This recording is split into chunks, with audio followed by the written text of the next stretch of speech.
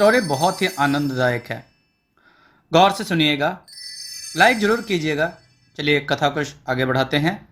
और एक चिट्ठी दोबारा महाकुंभा को भेजता है।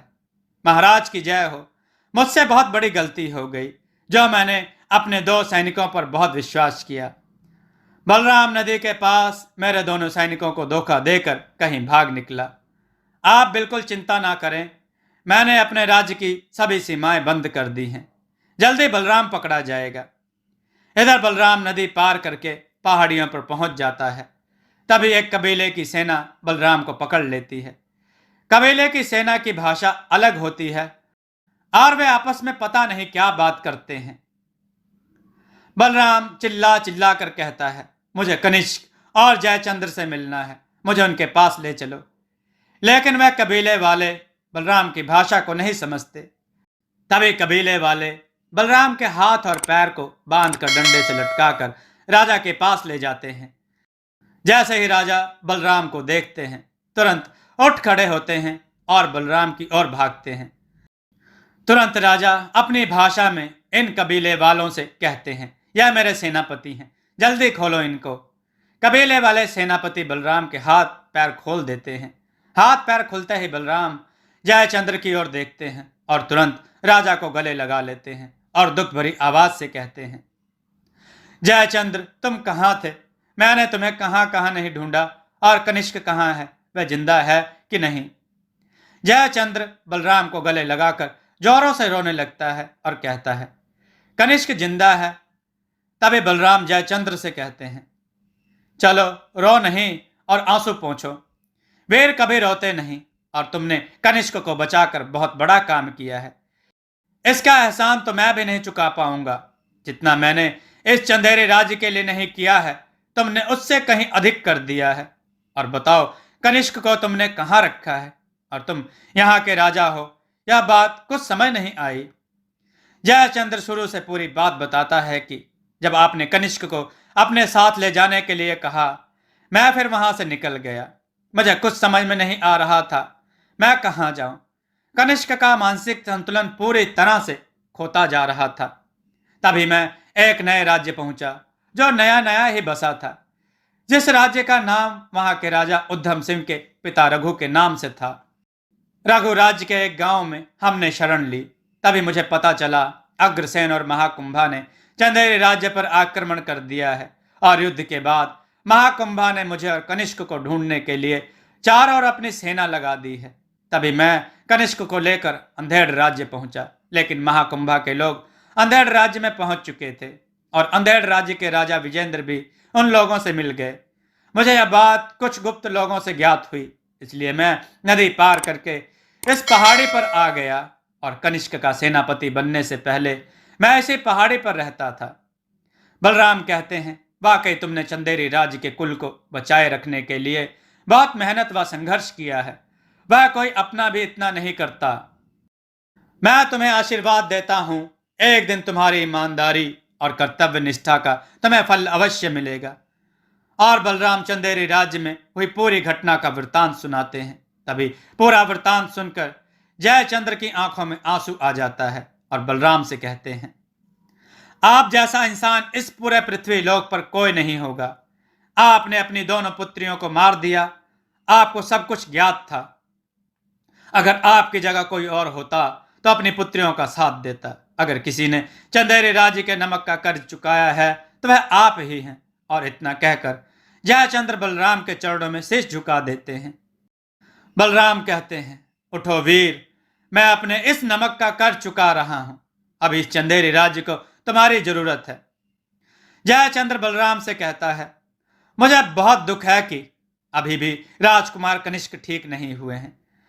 मैंने बहुत से वैद्य लोगों को दिखाया, लेकिन कहीं भी कनिष्क का कोई इलाज नहीं कर सका। और कनिष्क इस समय पास ही में एक आश्रम में रहते हैं, जहां शांति राम और उनकी बेटी पंकुरी कनिष्क का इलाज कर रहे हैं।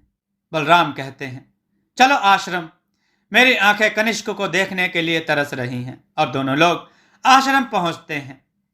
कनिष्क आश्रम में लगे फूलों से खेल रहा है, जैसे मानो कोई छोटा बालक खिलौनों से खेल रहा हो। कनिष्क को देखकर बलराम की आंखों में आंसू आ जाते हैं। बलराम कनिष्क के पास पहुंचते हैं और पूछते हैं, कैसे हैं राजकुमार? कनिष्क उनकी बातों को अनसुना कर देता है और उनकी तरफ देखता भी नहीं है। तभी बलराम कनिष्क के हाथों को पकड़कर उसके चेहरे की ओर देखते हैं और कनिष्क उनको देखता है और मुस्कुराता रहता है। तभी वैद्य शांतिराम आ जाते हैं और कहते हैं, इसके मस्तिष्क पर गहरा आघात लगा है जिसके कारण इसकी याददाश्त जा रही है। तभी बलराम कहते हैं, हाँ, इनकी पत्नी रूपाली के मरने के कारण यह अपने मानसिक संतुलन को खो बैठे हैं। और जयचंद्र वैद्य जी से बलराम का परिचय कराते हैं। बलराम वैद्य जी से पूछते हैं, क्या कोई उपाय है जिससे कनिष्क को ठीक किया जा सके?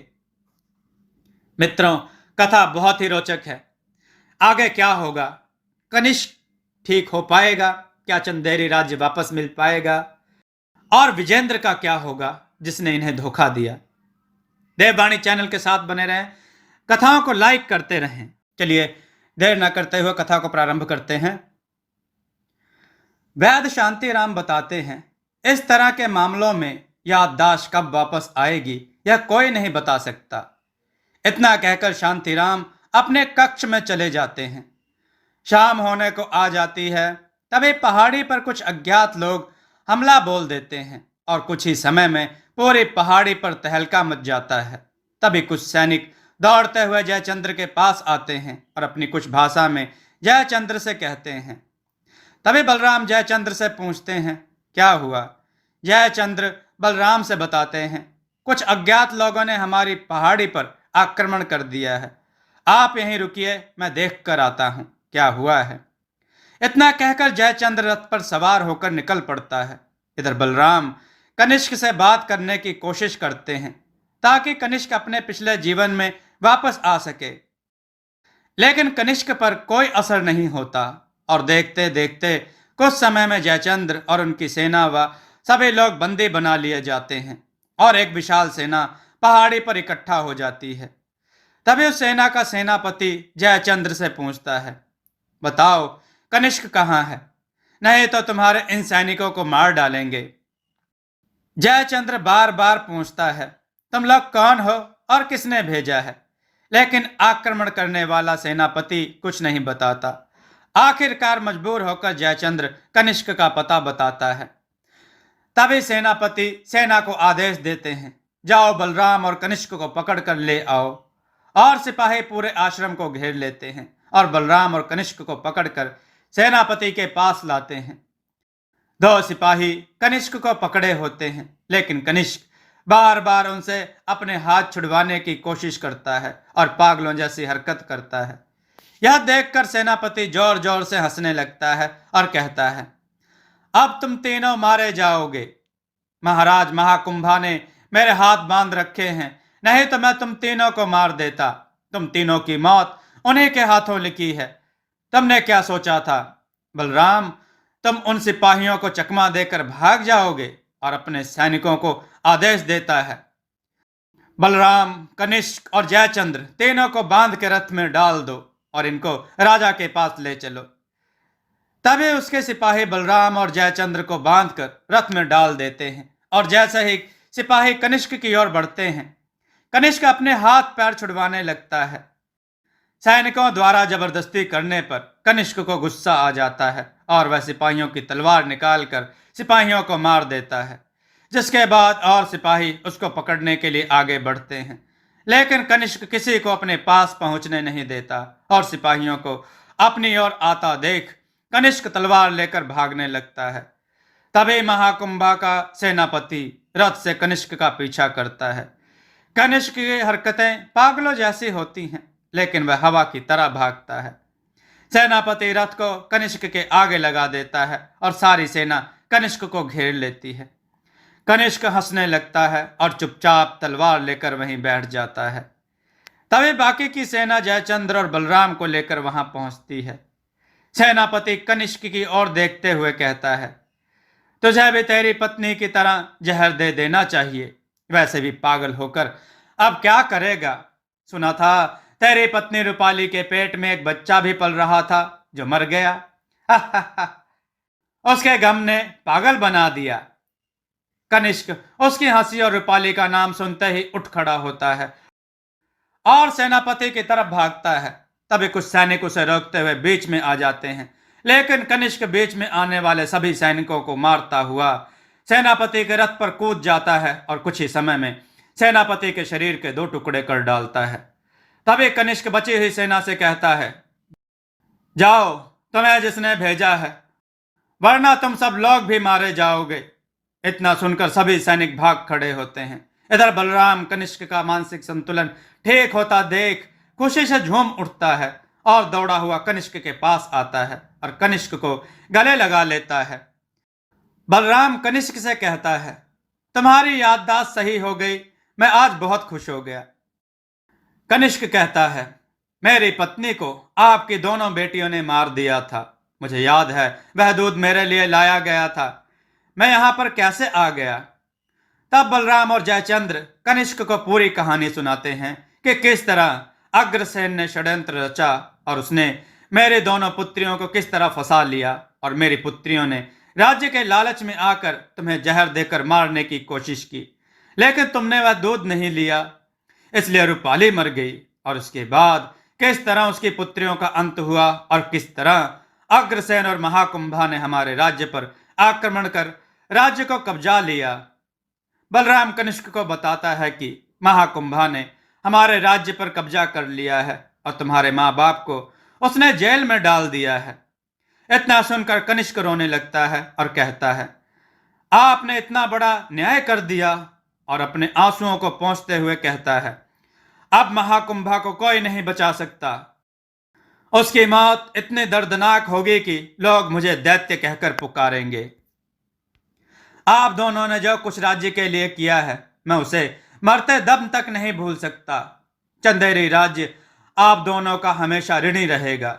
इतना कहकर सभी लोग आश्रम पहुंचते हैं और युद्ध की योजना बनाते हैं। बलराम कनिष्क को बताते हैं कि महाकुंभा के पास कितनी विशाल सेना है और उसकी सेना में एक से एक जंगली मानव विद्यमान है। कहने को वह इंसान है, लेकिन युद्ध में वे जानवर बन जाते हैं। आज जिस सेना ने हम पर आक्रमण किया है वह उसी की भेजी हुई है।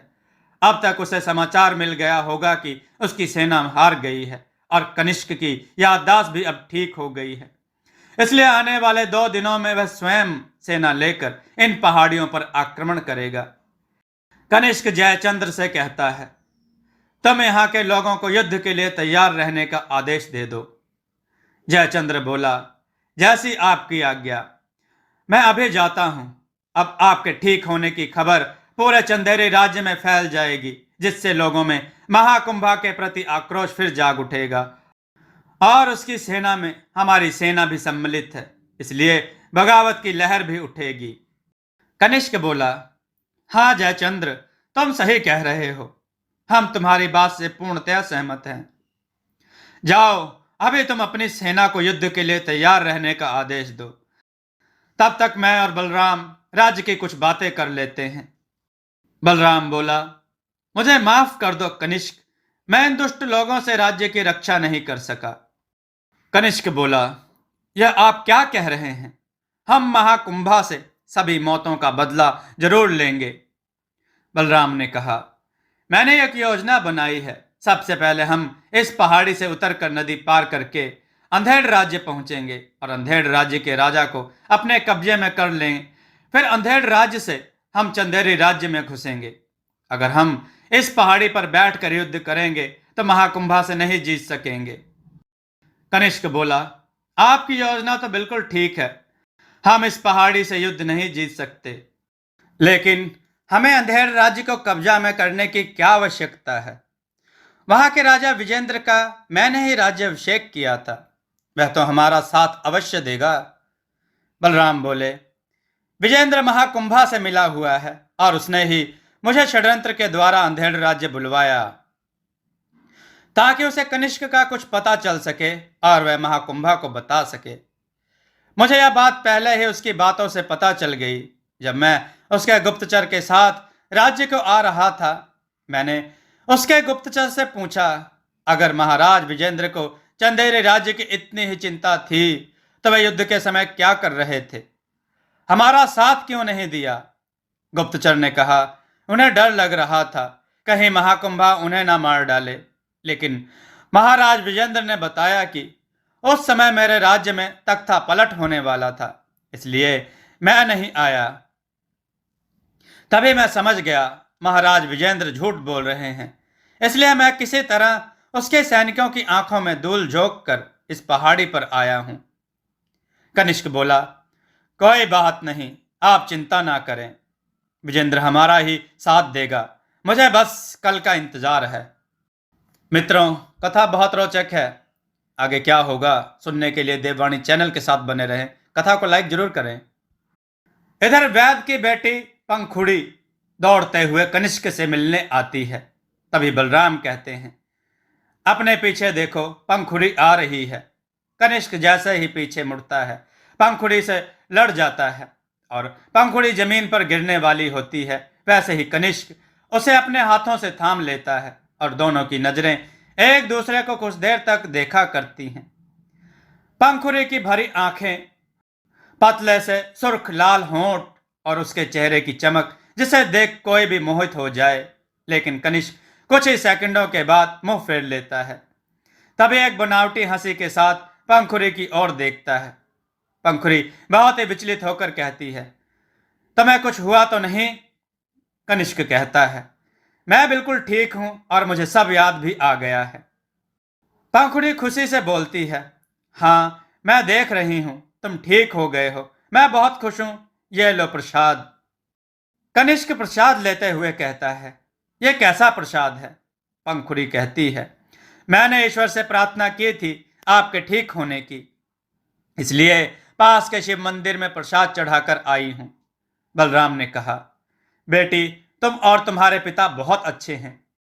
यहाँ के सभी लोगों द्वारा किया गया उपकार चंदेरी राज्य कभी नहीं भूलेगा। पंखुड़ी के सिर पर हाथ फेरते हुए बलराम आश्रम के बाहर जयचंद्र से मिलने निकल जाते हैं। पंखुड़ी बोली, क्या आप लोग यहां से जा रहे हैं? कनिष्क ने कहा, हाँ, अब मुझे अपने राज्य लौटना पड़ेगा। किस तरह मेरी गर्भवती पत्नी ने मेरी आंखों के सामने दम तोड़ दिया। जहां उस दुष्ट महाकुंभा ने मेरे पूरे परिवार को बर्बाद कर दिया और मेरे माता पिता को बंदी बनाकर रखा है, अब मुझे अपने माँ बाप को भी आजाद कराना है, सभी के दर्दों का बदला लेना है। पंखुड़ी बोली, मुझे आपके बारे में सब पता चल चुका है, क्या मैं आपसे कुछ मांग सकती हूं? कनिष्क बोला, इस समय आप मुझसे क्या मांग सकती हैं? मेरे पास तो कुछ भी नहीं है। ठीक है, आप आदेश करें, हम वादा करते हैं जान देकर भी पूरी करेंगे।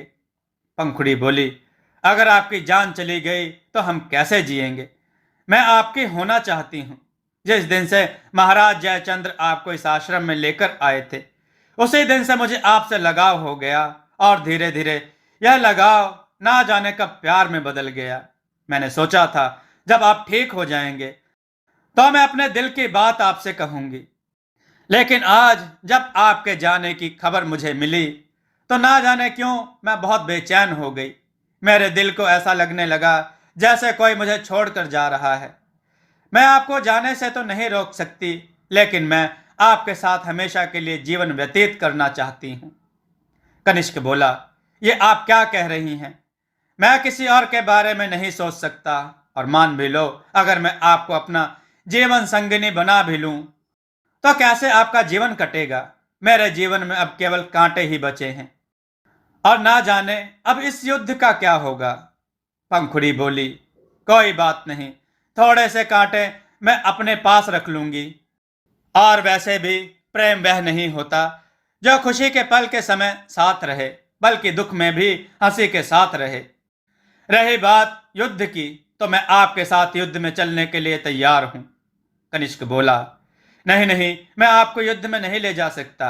आपने मेरा उपचार किया है और मैं आपको जोखिम में नहीं डाल सकता, और अगर मैं युद्ध जीत भी गया तो मैं राजपाट सब छोड़ दूंगा, और अगर मैं इस युद्ध में मर गया तो आपको विधवा नहीं देख सकूंगा। कनिष्क मुंह घुमाते हुए कहता है, इसलिए अच्छा यही होगा कि आप मुझसे दूर हो जाएं, मैं आपके लायक नहीं हूं। पंखुड़ी बोली, यह आप क्या कह रहे हैं? मुझे किसी राजपाट की लालसा नहीं। आपको कुछ नहीं होगा, यह मैं कह रही हूं।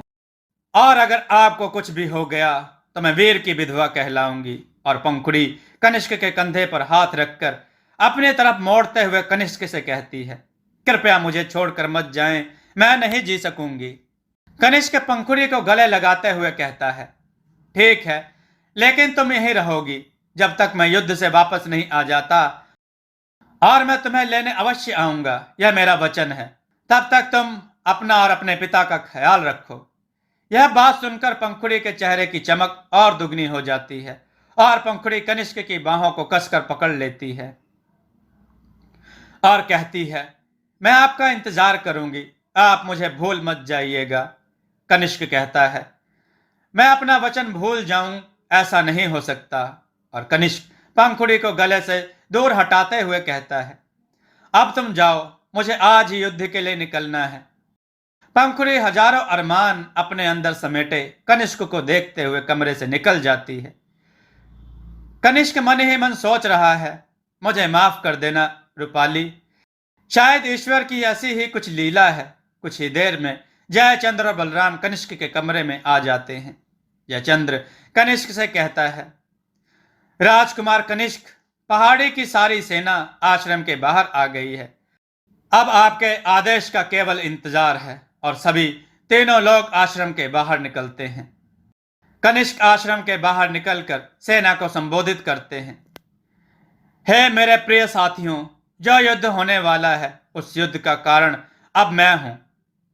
अगर हम सभी युद्ध जीतेंगे तो आप सभी चंदेरी राज्य की सेना कहलाएंगे। मैं चंदेरी राज्य का राजकुमार होने के कारण यह घोषणा करता हूं, अगर हम युद्ध जीते तो आप सभी को चंदेरी राज्य में रहने के लिए पर्याप्त स्थान दिया जाएगा और साथ ही धन धान्य भी, जिससे आप और आपके परिवार का विकास हो सके। मुझे मालूम है मेरे बहुत से यहाँ के साथियों को मेरी भाषा नहीं समझ आती, क्योंकि आप लोग बचपन से इसी पहाड़ियों पर रहे हैं। अंधेड़ राज्य ने उन्हें कभी मान सम्मान ही नहीं दिया। मुझे पता है आप सभी महाराज जयचंद्र के आदेश पर ही यहाँ आए हैं, लेकिन मैं आपसे कहना चाहता हूँ, हम आपको कोई भी आदेश नहीं दे रहे हैं। जो भी युद्ध में हमारे साथ चलना चाहता है वह चल सकता है, और जो इसी पहाड़ी पर रहना चाहता है वह यहाँ रह सकता है।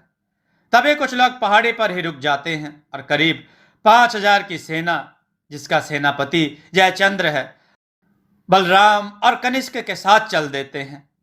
पंखुड़ी आश्रम से बाहर निकलकर कनिष्क को अपने से दूर जाता देख रुआसी हो जाती है। कनिष्क पीछे मुड़कर पंखुड़ी की ओर देखता है और धीरे धीरे दोनों एक दूसरे की आंखों से ओझल हो जाते हैं। पंखुड़ी कनिष्क के चरणों की धूल अपने माथे पर लगा लेती है और दुखी मन से आश्रम के अंदर चली जाती है। इधर कनिष्क अपने आप को संभालते हुए युद्ध के लिए खुद को तैयार करता है। जब तक महाराज विजेंद्र को पता चलता, उससे पहले कनिष्क, बलराम, जयचंद्र और उसकी सेना पहाड़ी से उतरकर अंधेड़ राज्य की ओर चली आ रही है। इधर महाराज विजेंद्र को गुप्तचरों के माध्यम से पता चलता है कि कनिष्क ठीक हो गया है और उसने अंधेड़ राज्य में प्रवेश कर लिया है और अब वह महल की ओर बढ़ा आ रहा है। जो भी उसे रोकने की कोशिश कर रहा है उसे बहुत ही निर्दयी तरीके से मार दिया जा रहा है। कनिष्क के पास करीब 5000 की सेना है। तभी सेनापति विजेंद्र के कक्ष में पहुंचता है। महाराज का क्या आदेश है? कनिष्क अपनी सेना को लेकर राजमहल की ओर बढ़ा चला आ रहा है, हमारी सेना को मार रहा है। अगर आप आदेश करें तो हमारी 20,000 सेना के आगे उनकी सेना नहीं टिकेगी।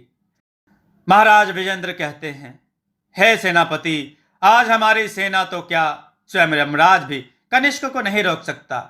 कनिष्क के पराक्रम को कौन नहीं जानता। अगर मैं युद्ध नहीं करूंगा तो कायर कहलाऊंगा, अगर करूंगा तो मारा जाऊंगा। मैंने महाकुंभा का साथ देकर बहुत गलत किया, मुझे कनिष्क का इंतजार करना चाहिए था। चलो कोई बात नहीं, युद्ध तो करना ही पड़ेगा।